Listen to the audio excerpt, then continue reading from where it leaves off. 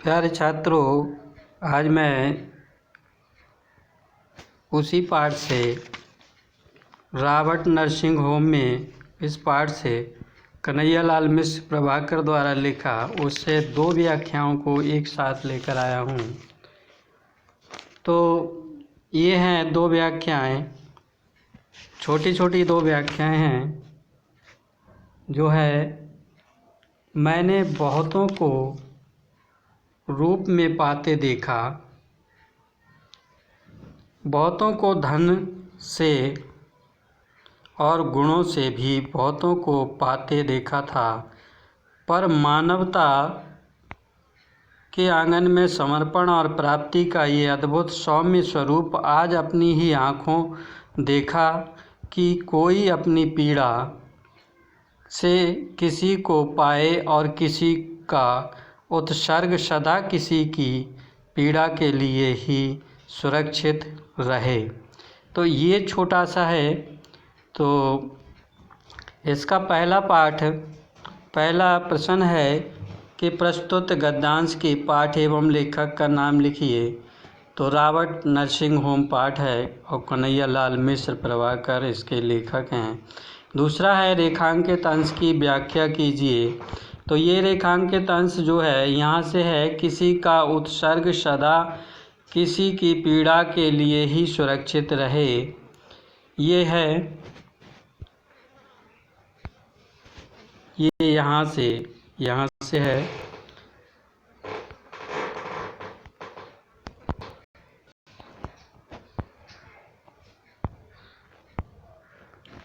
तो दूसरा प्रश्न है कि उस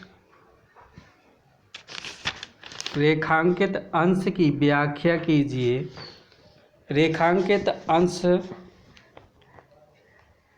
की व्याख्या इस प्रकार है, किसी का त्याग हमेशा दूसरों की पीड़ा के लिए सुरक्षित रहता है। ऐसे ही मदर का त्याग दूसरों की पीड़ा दूर करने के लिए ही रहता था। अगला प्रश्न है, लेखक के अनुसार वे 3 बातें कौन सी हैं जिनसे लोग उपलब्धियां प्राप्त करते हैं। तो लोग रूप, धन तथा गुण आदि 3 बातों की उपलब्धियां प्राप्त करते हैं। अगला है, आज अपनी ही आँखों से लेखक ने क्या देखा। तो इसका आंसर है, लेखक ने अपनी आँखों से देखा कि कोई पीड़ा से ही उपलब्धियां पाता है। अगला है, पीड़ा से कोई किसी को कैसे पा सकता है, स्पष्ट कीजिए। जैसे लोगों ने पीड़ा से ही मदर टेरेसा को अपना बना लिया, वैसे ही कुछ लोग पीड़ा से ही दूसरे को अपना बना लेते हैं, उन्हें प्राप्त कर लेते हैं। अगला पैराग्राफ है, आदमी को मक्खी बनाने वाला कामरूप का जादू नहीं, मक्खियों को आदमी बनाने वाला जीवन का जादू होम की सबसे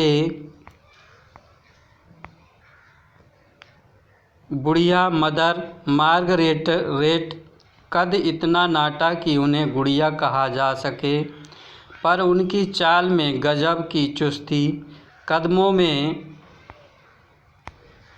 फुर्ती और व्यवहार में मस्ती, हंसी उनकी यूं की मोतियों की बोरी खुल पड़ी है और काम यूं की मशीन मात माने।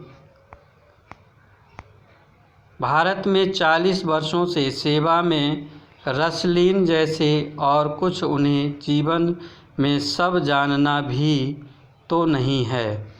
तो ये है तीसरा पैराग्राफ। इसका जो पहला प्रश्न है